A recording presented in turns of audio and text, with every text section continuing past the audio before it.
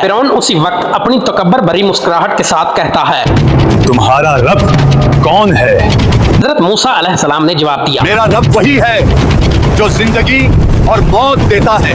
फिरौन बहुत गुस्से से बोला, हमारे साथ खेल रहे हो, मुझे साबित करो।